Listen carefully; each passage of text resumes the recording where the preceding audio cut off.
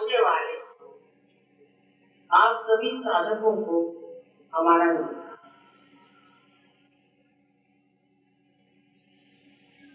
मैंने सुना कि नोएडा से उत्तर में भी, यूरोप में भी, पश्चिम में भी हर तरफ सहज की लहर दौड़ पड़ी। बड़ी कमाल की बात कि इस इलाके में रहने वाले लोग सत्य की खोज में इस तरह से आंतरिक है, ये मुझे पता नहीं था। और ऐसी आशा भी नहीं, लेकिन आज जो आप सारे जन समुदाय को देखती हूँ तो बड़ा आश्चर्य होता है कि यहाँ पर इतने प्रेमी हैं जो अपना आत्म साक्षात्कार पाना चाहते हैं और अपने अंदर का जो ज्ञान है उसे प्राप्त करना चाहते हैं। आश्चर्य इसलिए कि पहले तो इस जगह जैसी जैसी धर्म की प्रणालियां हो गई उनमें एक से एक सब विपरीत हो गए। और जब हम लोग भी इसी मेरठ के आसपास रहते थे और घूमते थे तो लोगों का साधापन तो दिखाई देता था, और परमात्मा के लिए इतनी आंतरिक इच्छा मैंने देखी नहीं। और आज आप लोगों को देख करके एक चमत्कार सा मुझे लगता है कि जिस भूमि को आप एक उपरा जमीन समझे और वहां इतने पेड़ पनप जाए कि ये विशेष करके एक सहज का चमत्कार ही कहना चाहिए। ऐसे महाराष्ट्र में बहुत मेहनत की, हमने सालों मेहनत की, संत साधुओं ने वहां ढूंढा, बहुत सी बातें सहयोग की जो आज आप सुन रहे हैं पहले भी वहां लिखी गई।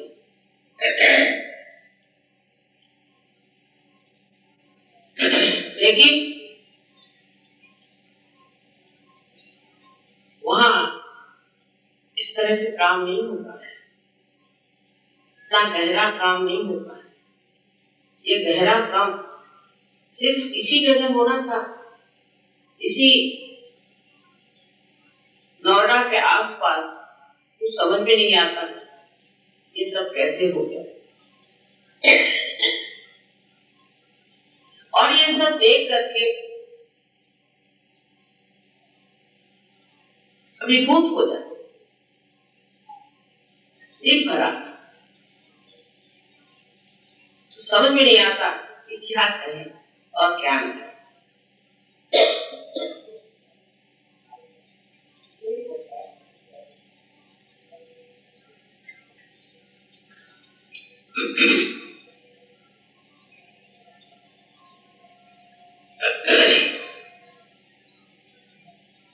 वैसा आप जाने या न जाने, हर इंसान आनंद की खोज में रहता है।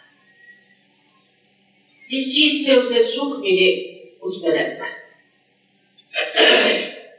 लेकिन मनुष्य की जो स्थिति है उसमें वो आनंद को प्राप्त नहीं कर सकता। जब उसका अहंकार या अहम भाव किसी तरह से खुश हो जाता है तो इंसान खुश हो जाता है, उसे सुख मिलता है। और जब उसका अहंकार टूट जाता है उससे भी उसे दुख होता है। तो सुख और दुख के, रात और दिन के छाया में मनुष्य रहता है। आज आशा तो कल निराशा,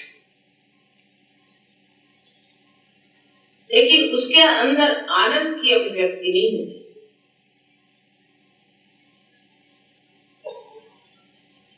जो सुख और दुख वो अपने अहंकार से प्राप्त करता है, वही अपने संस्कारों से भी प्राप्त करता है। जैसे कि हमारे संस्कार हैं, कुछ अच्छे संस्कार हैं, और जब हम किसी बुरे संस्कारों में जाना चाहते हैं तो दुख होता है, या किसी को देखते हैं कि जिसमें ये बुरे संस्कार हैं उसे दुख होता है, और किसी को देखते हैं कि आदमी में कितने अच्छे संस्कार हैं, आदमी कितना महान है, उसे देख करके सुख होता है। तो सुख और दुख के आंदोलन में मनुष्य का जीव भटकता है।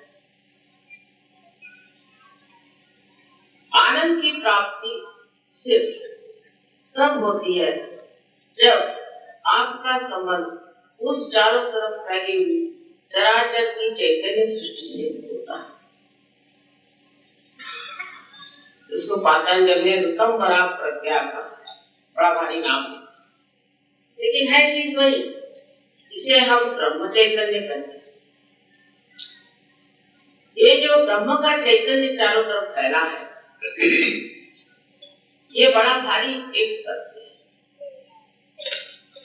और जो ये आज आप जब फूलों की सृष्टि देख रहे हैं, ये जो सुंदर सब चीजें देख रहे हैं, ये सब उसी चैतन्य का कार्य है।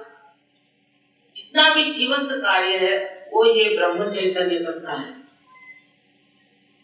और जाने न जाने मनुष्य भी उसी ब्रह्म चैतन्य के साथ योग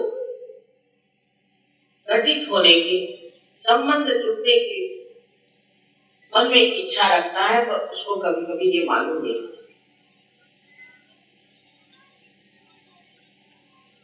दूसरे सत्य ये है कि मनुष्य जो आज ये सुख दुख के झमेले में बैठा हुआ, और जो ये अपनी शारीरिक, मानसिक और बौद्धिक, आर्थिक सब चीजों से पीड़ित है, और इसको मानता है कि ये सब कुछ मेरी चीज है, वो असल में शुद्ध आत्मा है। ये सिर्फ उपाधियां, और जब वो शुद्ध आत्मा हो जाता है तभी उसमें आनंद का प्रकाश आने लगता है। अब आनंद के भी अलग अलग स्वरूप हैं। एक आनंद होता है जिसको इंसान महसूस करेगा, और जब सबसे मिलेगा, देखेगा इतने सारे लोग अच्छे हैं और मैं भी उन्हीं में से एक हूँ, और मेरे अंदर इतना परिवर्तन आ रहा है, तो उसमें स्वानंद आता है। उस परिवर्तन को देखकर उसमें स्वानंद आए, और उसका आकलन या उसका बोध, उसको महसूस वो करेगा अपने बुद्धि से। बुद्धि पर ही उसका काम है। वो देखेगा कि वाह क्या बढ़िया लोग तैयार हो रहे हैं, देखिए इतने देश में सच फैल रहा है और मैं भी एक सहयोगी हूँ। उससे एक आनंद अंदर होता, लेकिन उससे भी और ऊपर चढ़ना है। ऐसे अनेक आनंद के पद। जो आदमी पहले कंजूस होगा तो उसको मजा आएगा कि वो अपने पास के धन से लोगों को तृप्त करे, लोगों को खुश करे, लोगों को खाना खिलाए। इस प्रकार एक दूसरे आनंद की अनुभूति आने लगी। पहले कोई चीज आप बाजार में जाते थे तो अपने लिए खरीदते थे, अब सोचते हैं अरे ये चीज उनके लिए अच्छी है, वो चीज उनके लिए। फिर ये आप सोचने लगते हैं कि दुनिया भर की जितनी जड़ चीजें हैं, मैटर है, मटीरियल चीजें, उसका उपयोग एक ही है कि अपना प्यार उसमें करना है, लोगों को वो चीज दे। इसी में आपको आनंद आता है, ये प्रेमानंद, कि दूसरों के ऊपर प्रेम करने से जो आनंद आता है वो प्रेमानंद। और ये निर्वाच, इसमें कोई अपेक्षा नहीं होती कि हमें जिसको हमने किया है वो हमारे साथ क्या, वो हमारे साथ क्या भलाई करे, या उसने हमारे साथ क्या, ये विचार ही नहीं है। जो हो गया सो दे दिया, जो करना था तो कर दिया, और उसी का मजा उठा।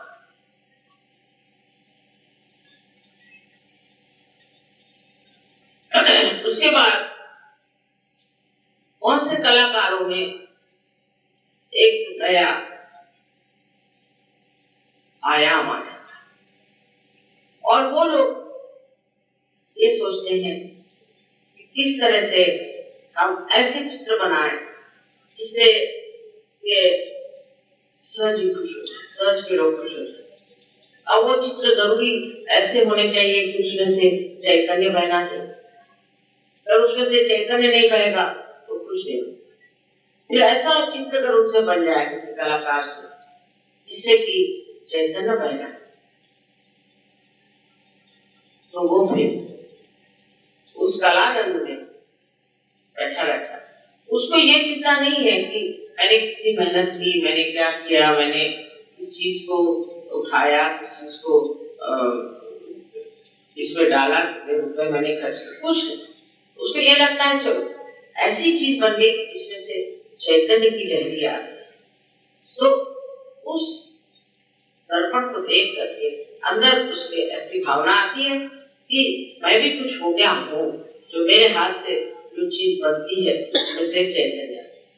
आज भी ऐसे बड़े बड़े कलाकार हो गए जिनके चित्रों में से चैतन्य की लहरियां और बहुत सुंदर ऐसा वातावरण वो निर्माण करते हैं।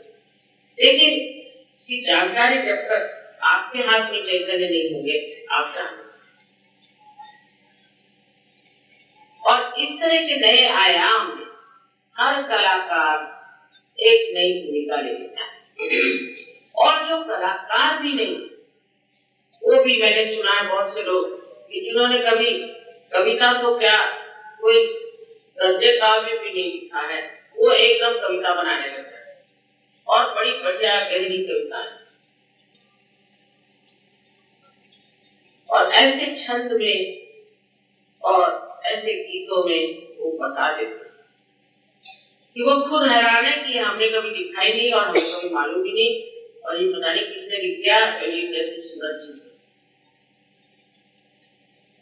और उसके गाने में जैसे अभी यहाँ लोग गा रहे थे, इतने आनंद से झूम झूम, क्योंकि उसके अंदर की जो चेतन शक्ति है, चैतन्य है, वो आपको आनंद देता है। और ऐसे कला के आनंद में आप विभोर थे, और आप ये भी जान रहे थे कि आप सबको आनंद दे रहे हैं, सबके अंदर चैतन्य में है। हर कला के अंदर से चैतन्य बह सकता है, हालांकि उसको बनाने वाला, चलाने वाला, कहने वाला, गाने वाला ये मनुष्य, लेकिन उसके अंदर से चैतन्य की लहरियां ऐसी निकलती हैं कि जैसे कोई साक्षात मुरली बजा रहा हो। इन सब चीजों का सहयोग में बहुत ही बड़ा हमने प्रदर्शन देखा है हर जगह, हिंदुस्तान में नहीं बाहर भी हर जगह कला एकदम से प्रस्फुटित हो गई। बहुत से कलाकार जो हमारे सामने बजाने आए आज दुनिया में विश्व में मशहूर कलाकार हैं और बहुत से कलाकार खासकर प्रदेश में संगीत में इतना नहीं किंतु कला में पेंटिंग्स में बहुत नाम कमा रहे हैं। इस प्रकार हर चीज में मनुष्य को एक तरह से नया आनंद है। इसलिए बहुत से लोग जो कार्यशील है बहुत कार्य में रहते हैं, वो लोग कार्य करते हैं लेकिन बड़ी कठिन होती श्रम होता है। सोचते ये क्या भला है, कब ये नौकरी छूटे और हम आराम से बैठे और बड़ी परेशानी। सहयोग के बाद मैंने देखा कल एक साहब बता रहे थे कि वो रात को 3-3 बजे तक ये झंडे बना रहे थे और ये गेट्स बना रहे थे, तोरण लगा रहे थे। अरे मैंने कहा इतने दिन से तुम लोग तोरण लगा रहे हो, थक नहीं गए? कहले नहीं माँ, हमें तो इतना आनंद आ रहा था, बड़ा ही आनंद आ रहा था और उसी आनंद से हम सब कार्य करते। और कैसा आनंद, हम लोग सब मिलकर के ऐसा लग रहा था जैसे देवी का राज्य का हो रहा है। और न जाने कितने दिन उन्होंने मेहनत की, कितने गेट्स लगाए, आप लोगों ने भी कितनी सजावट करी हुई है। यही मैं सोचती हूँ ये सब प्रेम का ही तो आरोपण है। आप लोगों का जो प्रेम है वही इन सब चीजों में छिपा हुआ हंस रहा है। ये एक चीज आपको पहले की थी, कर्म का आनंद। आपने जो कर्म, क्योंकि आपको लगता है कि आप काम कर्म कर रहे हैं, आपको लगता है कि नहीं हम तो मजे कर रहे हैं, ये तो ये हो रहा है वो रहा है, हर एक चीज में मजा नहीं। नहीं, पर आपके अपने काम में भी आपको बड़ा मजा है, सब चीज में बड़ा मजा है। और फिर एक सामूहिक आनंद, इस सामूहिक आनंद में आप समूह के साथ, चाहे वो गाना बजाना हो, चाहे मंडप खड़ा करना हो, चाहे पोस्टर्स लगाना हो, पता नहीं क्या क्या किया है, इस किसी चीज में भी आपको बड़ा ही आनंद आता है, क्योंकि ये भी एक बड़ा सामूहिक आनंद। सामूहिक आनंद काफी ऊंची चीज है, उसमें एक दूसरे से ईर्ष्या नहीं होती, कोई ईर्ष्या। और जो कुछ अधिक काम करता है तो उसके प्रति बड़ा गौरव और बड़ी श्रद्धा होगी। इस आनंद से भी एक आनंद और भी है जो मन ही मन श्रद्धा और भक्ति से आप गदगद हो जाते। ये भी एक नया आयाम भक्ति के अपने अंदर जागता है। बहुत से लोग थे वो तो भगवान को भी नहीं मानते थे और आज सहज में आकर के पागल जैसे नाचते और रोका नहीं जा सकता, उठ करके नाचना शुरू कर देते। अब भाई नाचने क्यों लगे? मैं कहा नहीं देता, सारा शरीर जो अंदर से नाचने लगता है। तो नृत्य का आनंद जैसे हो उस तरह का आनंद आने लगता है। वो ये नहीं परवाह करते कि उनको नाचना आता है कि नहीं आता है, बस एक सारा शरीर आनंद से आलोकित हो जाता है और सब उसी आंदोलन में नाचने लगता है। लेकिन इसके साथ ये नहीं है कि कोई आडंबर, साथ से सारा काम, उसमें किसी तरह की शिकायतें और सब आपस में प्रेम से अधिवदान करते हैं। मैं तो देख देख के आश्चर्यचकित होती हूँ कि ये मनुष्य जो कि कल बोलता ही नहीं था, बड़ा ही घूमा आदमी था, आज पता नहीं कैसे एक दूसरों से मजाक कर रहा है, जोर जोर से हंस रहा है, बोल करके बोल रहा है, दिल एकदम खुलता है और इस प्रकार खुलता है कि आप भी नहीं समझ पाते।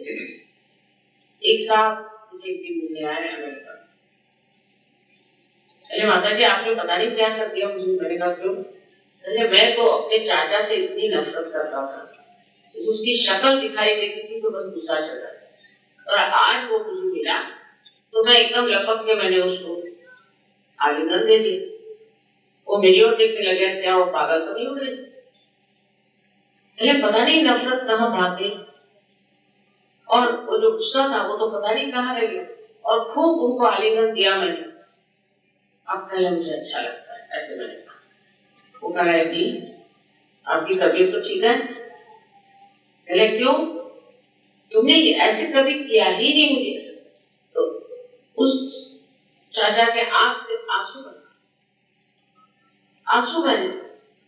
उसने कहा कि ये क्या चमत्कार है, तुम्हारे अंदर मेरे लिए ऐसा प्यार कैसे हुआ? पहले वो सब चीज अपने आप छूट ही गई जो मुझे तुम्हारे प्रति गुस्सा था, तुम्हारे प्रति जो मुझे घृणा सी लगती थी, सब छूट ही गए अपने आप, और पता नहीं मैं कुछ और ही हो गया। इस प्रकार के मनुष्य के परिवर्तन में बड़ी सुंदर सुंदर ऐसी छटाएं हैं, पर तो भी वो बुद्धि में बैठती। आदमी बुद्धि से उसे परखता है और सोचता है कि कल मैं ऐसे था, आज मैं कैसे ऐसे हुआ। अरे भाई ये चमत्कार कैसे हो गया? मेरी तो ये परेशानियां थी और ये परेशानियां मेरी छूट गए। वे परम चैतन्य है, आप उसके दरबार में आ गए, फिर वो तो सारा काम इतना अचूक करता है और किस तरह से संभालता है, ये बस आप देखते ही रहिए। लोग मुझे हमेशा लिखते रहते हैं, माँ ये चमत्कार हुआ, वो चमत्कार हुआ। इतने चमत्कार लिख दीजिए तो मैंने किसी का भी लिख सको ये क्या क्या चमत्कार की बातें कर रहे हैं, ये किताब ही छाप दो। एक महीने में उसके सर तक तो सारे दोनों तरफ में फाइलें बन गई। उसने कहा मैं इसमें से कौन सी चीज छापू, आप निकाल के। मेरे पास समय कहाँ है निकाल। और फिर एकदम बहुतों को मैंने देखा है कि कुछ इस मामले में लिखने की, विचार करने की, इस और ध्यान देने की इच्छा है। ऐसे ही अब सहयोग में मेरी कोई छोटी सी किताब मैंने लिखी है और बहुतों ने सहयोग कर दिया। जिसको जो मन पड़ा उसको लिखते, जो कभी कुछ लिखते भी नहीं थे वो भी लोग काफी लिख रहे हैं और किताबें उन्होंने लिखी, बहुत अच्छी लिखी। मैंने उनको कभी देखा भी नहीं, पर जब देखा तो इतनी अच्छी किताबें उन्होंने लिखी इस बात। ये सब विचार की जो नई धाराएं ऐसे मनुष्य के सामने आप रख रहे हैं, जिससे कि मानव सोचने लग जाता है कि ये आदमी बात क्या कर रहा है। आज तक किसी ने आपके अंदर के प्रश्नों का उत्तर नहीं दिया। किसी ने ये नहीं बताया था कि अंदर आपके कौन से चक्र हैं और उन चक्रों पे कौन से देवता बैठे हैं और वो कौन से कार्य करते हैं, और आपकी जागृति के बाद आप क्या क्या शक्तियों को प्राप्त कर सकते हैं। आज तक किसी ने नहीं बताया। ये अंदरूनी शक्तियों को जो आदमी कैसे बताता, वो खुद महसूस करता है, उसे खुद इसे पाया और वो लिखता है। अब उसमें लोग विश्वास करें चाहे न करें, उससे उसको परवाह। और सबसे तो कि उसका भय ही दूर हो जाता है। किसी भी चीज से भय करना उसके लिए बड़ा मुश्किल। वो किसी से डरता है, किसी से डरता है।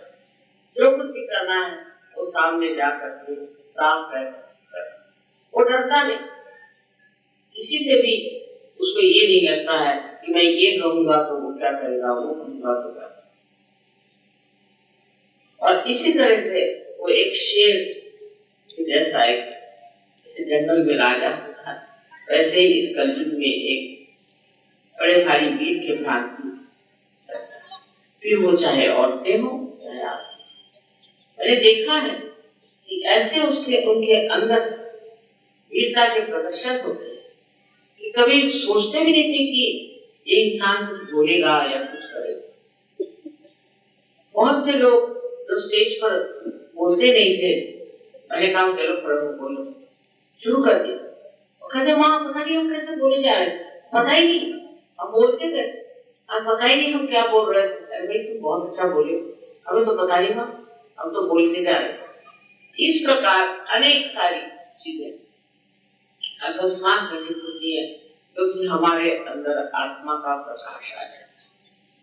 आत्मा के प्रकाश में हम एक दूसरों को पहचानते हैं, एक दूसरों का महत्व जानते हैं, और फिर जो हमें एक दूसरों के प्रति व्यवहार, उसमें प्रेम उमड़ आता है। तो प्रेम ही सत्य है और सत्य ही प्रेम। जब आप सत्य जानते हैं तब आप ये भी जानते हैं कि आप सारे सृष्टि से प्रेम करते हैं और सारे दुनिया से प्रेम। प्रेम ही प्रेम आपको मिलता है और प्रेम ही प्रेम आपको। और अगर कोई आदमी आपको सताए या परेशान भी करे तो वो आपकी चिंता करने की बात है, वो आप परम चैतन्य पे छोड़ देते कि इनको समझ। इस प्रकार सब चीजों का हल अपने आप निकलता है और आप सुख और दुख के चक्कर से छूट जाते। जिस चीज को देख करके आपको दुख होता था उसको देखकर अब हंसी आएगी। क्या बेवकूफी है? देखिए इनकी बेवकूफी। यहाँ तक मैंने देखा है कि इधर कोई ईसाई होगा और वो समझ में आ जाता है तो ईसाइयों की बेवकूफी आ गई, और कोई हिंदू होगा और वो बस समझ में आ जाएगा तो हिंदुओं की बेवकूफियां देखी। उसी प्रकार मुसलमान, उसी प्रकार सब। और जब वो अपने जात भाइयों की बुराइयां देखने लग जाते हैं तो उधर उद्यत हो जाते हैं, उधर वो कोशिश करते हैं कि ये बुराइयां हट जाए।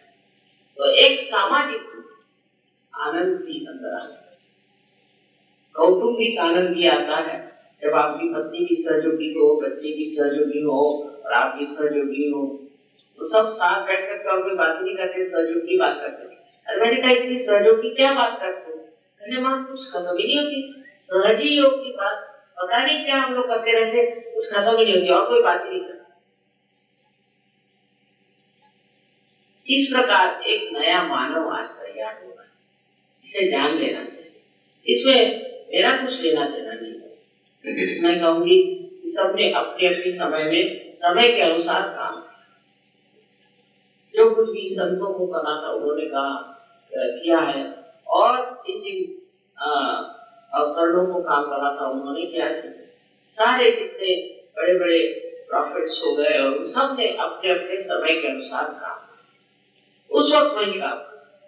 आज दूसरा काम है जो मुझे दिया गया वो ये कि सबकी कुंडलिनी जागृत।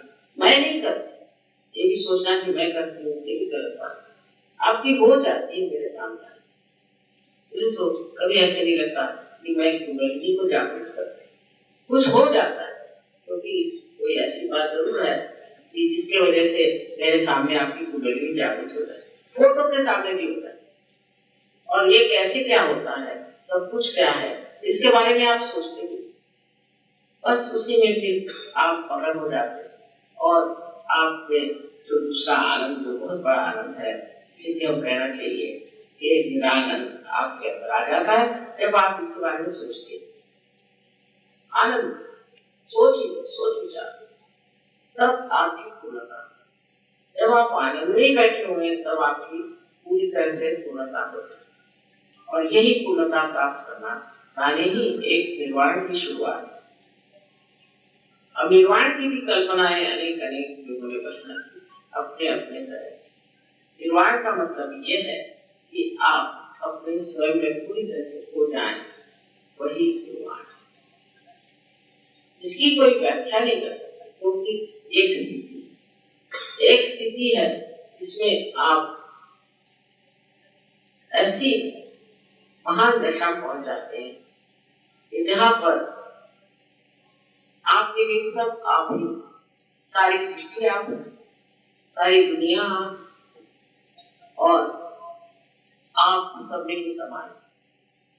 ऐसी एक स्थिति है, उसको प्राप्त करने के लिए सर पे बल खड़ा होना नहीं है कुछ, और जब तब करने की जरूरत नहीं, कुछ नहीं।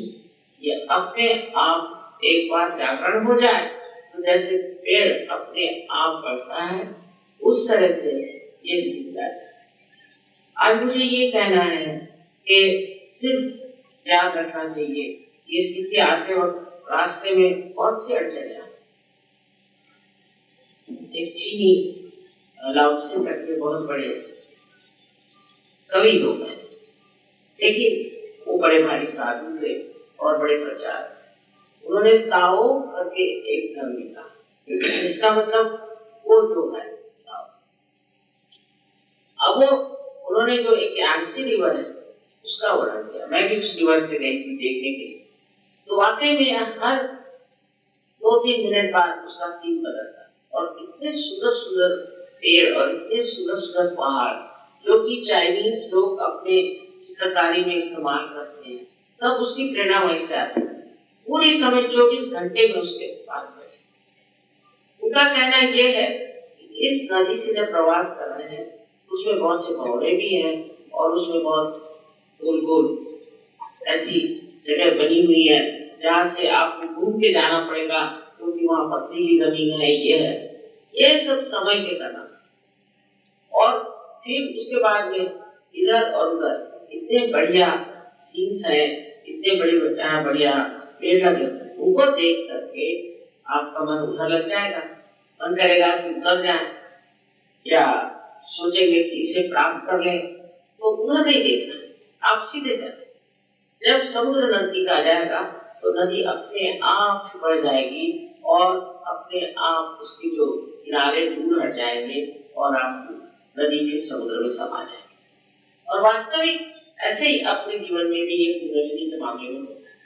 कुंडलिनी जब चढ़ने लग जाती है तब उसमें कहीं कहीं रुकावट है, कार्य शक्ति में भी रुकावटें आ सकती हैं और कार्य प्रणाली में भी, मतलब कार्य करने के ढंग पर भी। जैसे कि कोई आदमी एक काम कर रहा है, हो सकता है कि उस काम करते करते उसके अंदर कोई न कोई चक्र का आवाज है। इसलिए सहयोग में मनन करना जरूरी है। उसके लिए ये जरूरी नहीं मनन करने के लिए कि आप घंटों बैठे हैं, ऐसे नहीं। शाम को एक 10 बजे समझ लीजिए सोने से पहले आप 10 मिनट के लिए ज्यादा से ज्यादा थोड़ा सा मनन कर लें और सवेरे बाहर जाने से पहले आप मनन कर लें, तो आप बिल्कुल शांतिपूर्वक आगे बढ़ सकते। और पहले ये देख लेना चाहिए कि हमें कौन सा दोष है। अपने अंदर बहुत से दोष होते हैं और उनमें से कौन सा दोष है जिसके कारण हम नहीं चढ़ पाते, जिसके कारण हम नहीं प्राप्त कर पाते। इसको बिल्कुल शांतिपूर्वक देखना चाहिए। अपने से नफरत करने की जरूरत नहीं, अपने से कुछ लांछन लगाने की।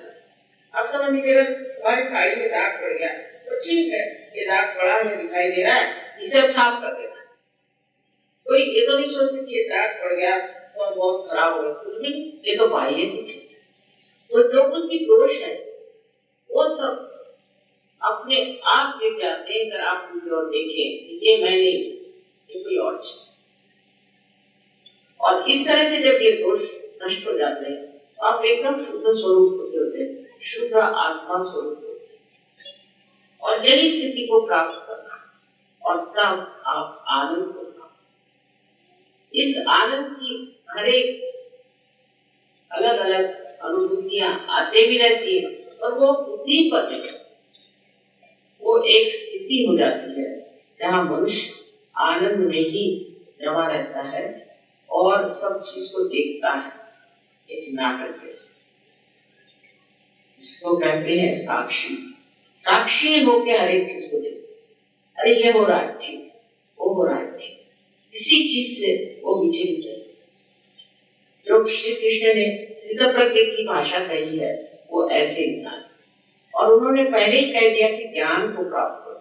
ज्ञान का प्राप्त करने का मतलब ये नहीं कि आप किताबें पढ़िए, लेकिन उसका अर्थ यह है कि आप अपने अंदर फंसे हुए ये जो नस है, ये जो सेंट्रल नर्वस सिस्टम है, इस पर इसका बोध होना चाहिए, इस पर जानना चाहिए। जैसे कि एक जानवर है, उसको गंदगी का विचार नहीं होता, मनुष्य को गंदगी का विचार होता है। अब मनुष्य कहे कि मैं जानवर हूं तो गलत बात, और जानवर कहे कि मैं मनुष्य हूं तो वो भी नहीं बात। फर्क क्या है कि इनका जो सेंट्रल नर्वस सिस्टम है मनुष्य का, उसमें बहुत सी सूक्ष्म सूक्ष्म संवेदनाएं आती, बहुत जो जानवर में नहीं है। अब इससे ऊंची गति क्या होगी? ऊंची गति होगी कि जैसे एक कुत्ते से आपने ये फर्क है कि आप गंदगी जानते हैं, वैसे ही सूक्ष्म गति ये होती है कि आप जानते हैं ये पाप, ये बुराई, इसको करने का। जो चीजें आपको सर्वनाश की तरफ ले जा रही वो गलत है, क्योंकि आपकी स्थिति ऊंची, आप एक महान स्थिति में आ गए हैं जिसमें से आपके अंदर ये संवेदन आया है, ये गलत है, ये असहज है, इसको छोड़ो। वो अपने आप ही छूटता है, बुद्धि से नहीं छूटता है। यही फर्क है कि निरानंद में बुद्धि से नहीं छूटता है, वो निरानंद के ही आश्रय होता है। इसमें आनंद ही नहीं छोड़ो, इसमें वाइब्रेशन नहीं छोड़ो, जिसमें वाइब्रेशन नहीं वो चीज हमें चाहिए नहीं। ये बात आपके अंदर आने लग जाती है, क्योंकि उससे वो आनंद ही नहीं आता, इसलिए वो चीज आप देखते भी नहीं और उसको मानते। इसके लिए कोई बड़े बड़े यूनिवर्सिटी में जाने की जरूरत नहीं, या बड़े वेद और ये और वो पढ़ने की कोई जरूरत। ये मनुष्य की एक स्थिति है। कोई वेद पढ़ के या कोई बाइबल पढ़ के तो हम इंसान नहीं हुए। एक अंदरूनी जो निसर्गतः उसको कहना चाहिए कुदरती तरीके से जो हमारे अंदर आज एक मनुष्य की स्थिति है, वही कुदरती तौर पर ही फिर वो ऊंची स्थिति हो जाए। उसके लिए कोई भी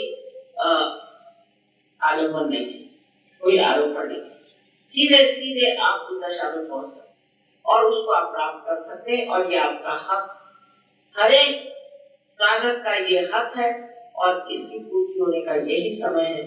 और आप उसे सब लोग प्राप्त करके और फिर जानिए कि आप क्या है, तब आपको समझ आएगा कि आप कितने गौरवशाली, आप कितने शक्तिशाली और आप कितने प्रेममय। और सबसे बड़ी चीज आप जानिएगा, केवल सत्य, केवल सत्य, एब्सोल्यूट ट्रूथ जिसको कहते हैं। आज तक लोग जो है अपना अपना बनाए है, फिर पता हो जाता है उंगलियों सत्य क्या है, जिससे चैतन्य आए वही सत्य है, बाकी सब असत्य। और ये सब चीज आ जाने के बाद धीरे धीरे आपको अपने ऊपर विश्वास होने लग जाता है और इस चैतन्य पर भी विश्वास होने लगता है। और इस प्रकार आपका जीवन एक दूसरे स्तर पे आ जाता है। बहुत से लोग इस कलयुग में इस स्थिति में आएंगे, ऐसा मुझे लगता है। तो पहले इतनी उम्मीद नहीं करती थी, और अब सोचती हूँ कि दूसरी दुनिया ही बन रही है और उस दूसरी दुनिया में मनुष्य जब पहुंचेगा तब आपका समाज का तो कल्याण होगा, आपके घर का कल्याण होगा, आपके देश का कल्याण होगा और सारे विश्व का कल्याण होगा। एक विशेष समय है और एक विशेष कार्य जिसमें आप सब सम्मिलित हुए। सब लोगों को इसमें आ जाना चाहिए, जितने लोगों को मिल जाए उनको आप जोड़ते चलिए और उनके प्रश्न सब हल हो जाए। इतना ही नहीं, वो समझ में आ जाएगा कि मनुष्य के इस स्वरूप में हमें क्या होना, क्या प्राप्त करना, हमारे जीवन का क्या, इसका उत्तर साइंस नहीं दे सकते। ये उत्तर आप प्राप्त करेंगे और जब आपको अपने कार्य का लक्ष्य मालूम हो जाएगा तब आप देखिए कि आप आनंद विभोर हो जाएंगे। नोएडा का ये एक करके मैं बड़ी आगे में स्थित है, सोचती हूँ कि सांझ के चमत्कारों में से ये भी एक बड़ा भारी चमत्कार। गांव में जाना और वहां सब लोगों को सत्य देना, ये भी बहुत बड़ा कार्य। और ये कार्य इतनी आसानी से हो रहा है, इतने प्रेम से हो रहा है, ये तो बड़ी भारी बात है। अब जो है आज इतना कहना है कि आप सबको अपने प्रति एक श्रद्धा होनी चाहिए, अपने प्रति इसी तरह की ऐसी बात नहीं सोचना है कि अरे मैं क्या हूँ, मैं तो काफी हूँ, मैंने ये किया वो किया, क्योंकि रात दिन सब लोग आपको यही बताते रहते हैं तू बड़ा खराब है, तू ऐसा है, तू ऐसा है। ये सब नहीं सोचना, ये सोचना है कि मैं मानव हूँ और मैं बड़ी ऊंची दशा में, अब मुझे इससे भी ऊंची दशा में जाना है। ये बड़ी गौरव की बात है आपके बारे में कि आप मानव हैं और मानव को ही तो जागृति दे सकते हैं, जानवरों को तो नहीं दे सकते।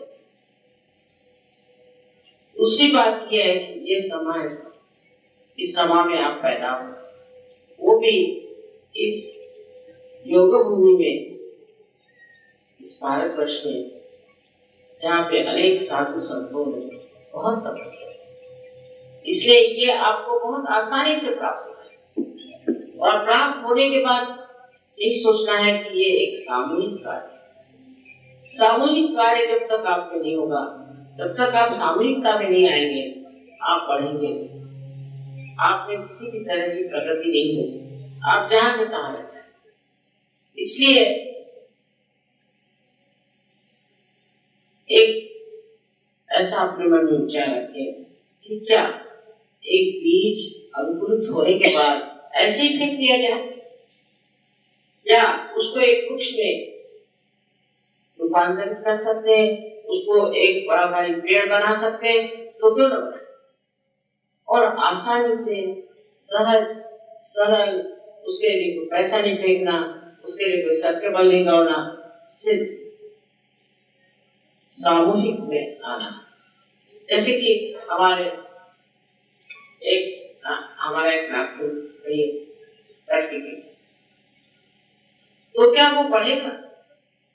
जब तक उसका शरीर से संबंध नहीं होगा वो बढ़ नहीं सकता। इसी प्रकार ये एक सामूहिक जीवन संस्था है और उसमें आपको सामूहिकता में उसे देखिए, आपकी बीमारियां, आपकी तकलीफें, आपकी परेशानियां सब दूर होती है, इसमें कोई शंका नहीं। बस अपने ऊपर विश्वास रखें और जानिए कि आज आप सबको आत्म साक्षात्कार मिलेगा। पहले तो जागृति होगी और आपके तालू से ठंडी हवा किसी के गर्म कोई, और आपके हाथ में भी पहली मतलब ठंडी ठंडी ऐसी हवा लहरें आएंगी, जो कि ये परम चैतन्य है, और आप आश्चर्यचकित होंगे कि कैसे हमें प्राप्त। लेकिन इसमें एक ही बात है कि मैं इसकी जबरदस्ती नहीं कर सकती, जबरदस्ती नहीं है। अगर आप इसे नहीं चाहते तो आपके लिए बेहतर है कि आप चले जाएं, और जिनको इसकी जरूरत है और जो इसे चाहते हैं सर आप, उनके लिए सारी सृष्टि तैयार बैठी हुई है। चैतन्य की सृष्टि आपको पार करा। आप लोग तो बहुत आसान है, परदेश में बहुत तकलीफ होती है, यहाँ तो बहुत आसानी से लोग सब पार हो जाते हैं, कोई प्रश्न नहीं। तो अगर आप में से कोई जाना चाहे बाहर, कोई अगर जाना चाहे तो चले, इसमें ज्यादा 5-10 मिनट लगे, बस 5। और आप सब विश्वास रखें कि आप सबको आत्म साक्षात्कार हो सकता। अपने भूतकाल को, अपने गए बीते दिनों को एकदम भूल जाइए, और अगला दिन तो है ही नहीं समझ, आपको वर्तमान में आना है। इसलिए कृपया आप भूल जाइए, उसकी सोचिए नहीं, कोई सा भी मंत्र न कहें, कुछ न कहें, और अपने विचारों को भी रोकिए। अपने आप कुंडलिनी सारा कार्य करे। वो आपकी माँ है, सबकी अलग अलग माँ, और वो आपके बारे में, आपके पूर्व जन्म से लेकर के आज स्थिति तक सब कुछ जानते हैं। इसलिए आप किसी भी करें,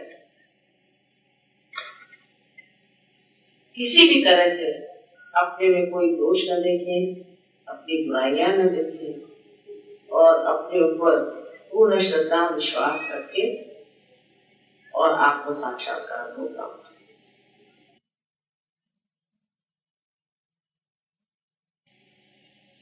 आप सब लोग तशरीफ रखिए, बैठ जाए तो अच्छा रहेगा। कहीं भी बैठ जाइए, आगे पीछे प्लीज सीखे।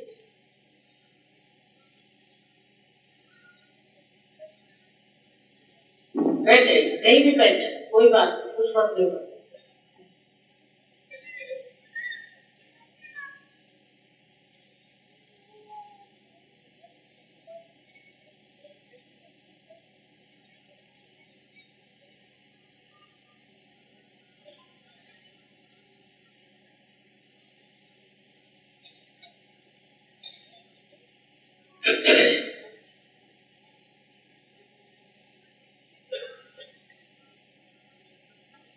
अब दोनों हाथ आप मेरी तरफ इस तरह से,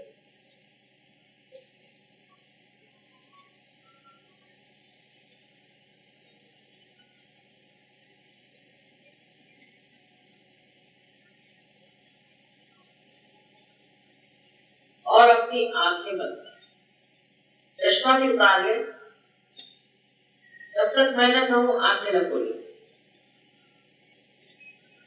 दोनों हाथ मेरे तरफ इस तरह से ऊपर उठाए।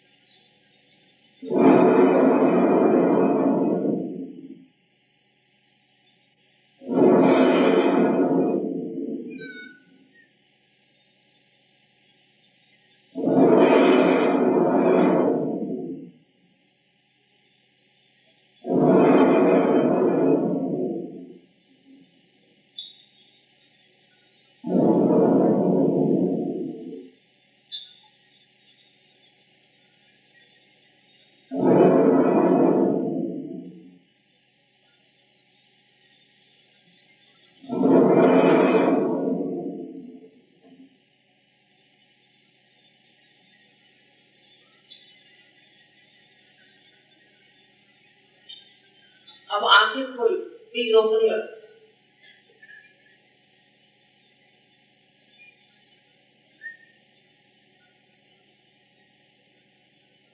अब लेफ्ट हैंड हमारी ओर बढ़ाएं और राइट हैंड सर पे रखें। छूकर नहीं, ऊपर, छूकर नहीं, ऊपर रखें।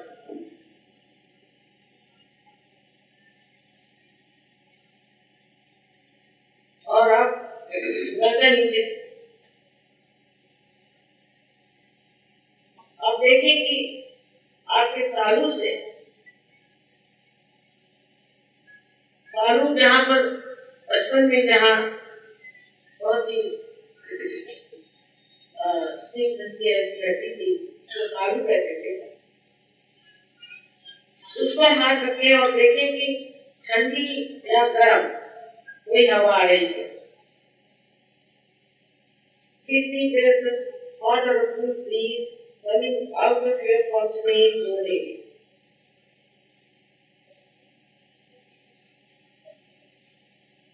अब दूसरा हाथ मेरी ओर,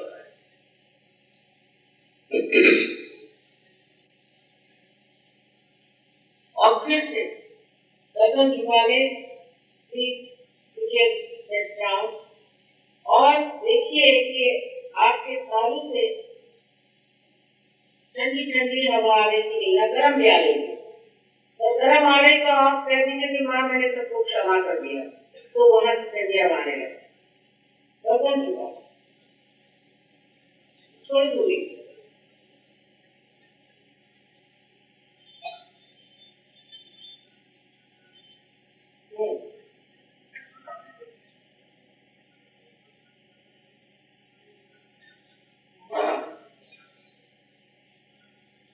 अच्छा। अब एक बार और लेफ्ट हैंड मेरी ओर करें और राइट हैंड से देखें कि कोई ठंडी या गर्म ऐसी हवा की लहरें आपके तालू से आ रही है। हो सकता है किसी किसी को बहुत नजदीक में महसूस होगी, किसी किसी को दूर। Please put the left hand towards me and right hand on top of your fundament or area and see if there's a cool or a hot breeze coming out of that area. Some people feel it quite close and some people feel it quite far away. So you can move your hand and see for yourself. Bend your legs, bend your legs. Sir झुका के।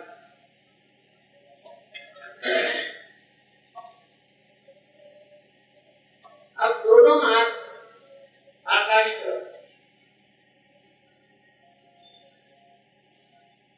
और sir पीछे put up both your hands and look upwards. अब एक सवाल पूछे कि वहाँ क्या यही परम चैतन्य है, यही ठंडी हवा जो है यही परम चैतन्य है।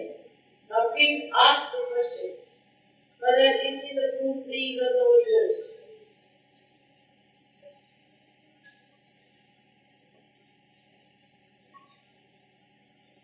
अब आप कीजिए।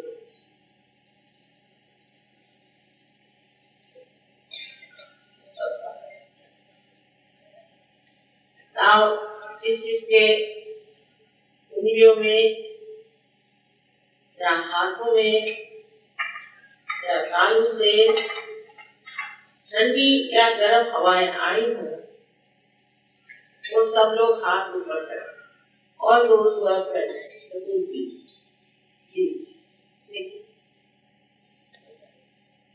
आप सब साधुओं को मेरा नमस्कार।